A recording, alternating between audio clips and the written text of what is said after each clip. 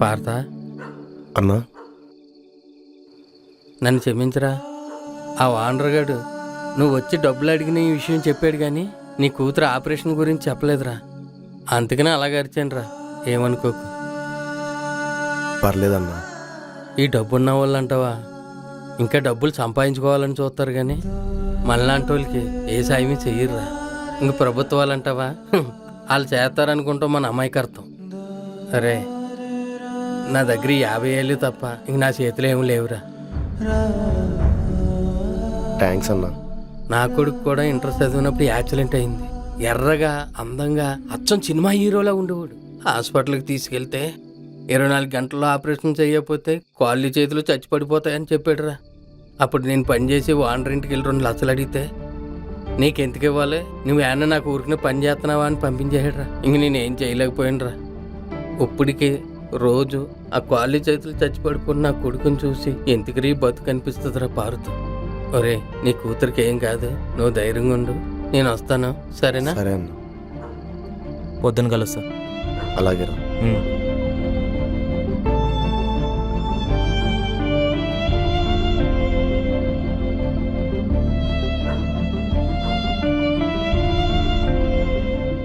ఇదిగో 50,000.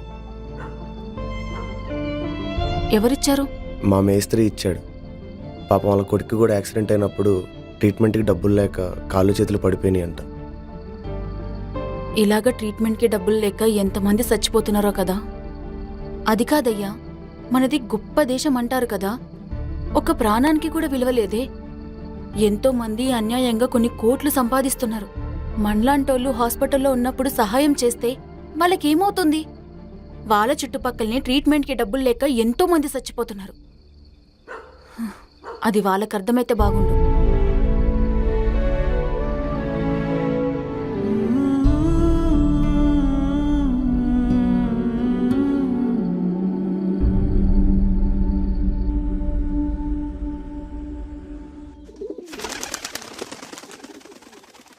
రే రెడీయా?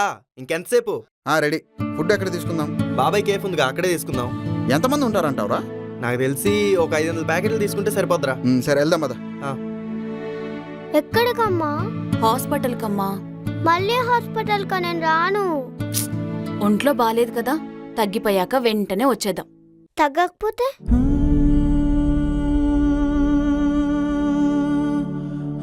తప్పమ్మా, అలా మాట్లాడకూడదు, సరేనా? పద.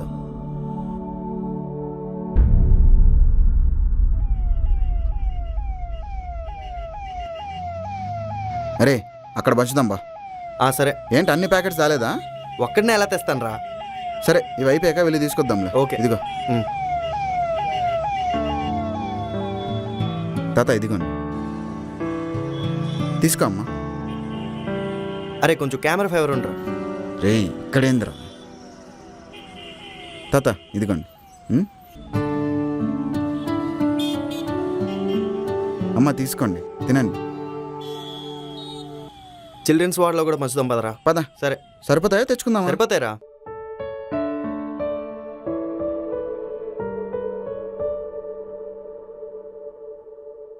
ఏమన్నారు డాక్టర్? అదే 2-3 రోజుల్లో ఆపరేషన్కి డబ్బులు ఏర్పాటు చేసుకోమన్నారు. ఇప్పుడు ఏం చేద్దాం? అదే వీర వేరే దగ్గర ప్రయత్నిస్తా అన్నాడు. ఏం కాదులే, ఏదో ఒకటి చేసి సర్దుదాం. సరే.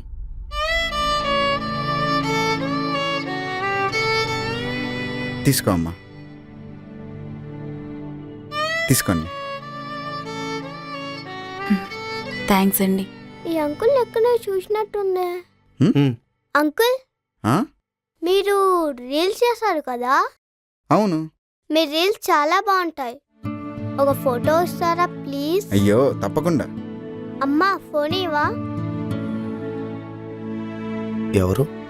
రోజు ఇంట్లో ఫోన్ చూస్తుంది కదా, అందులో వచ్చేవాళ్ళేమో. నీ పేరేంటి? యశోద.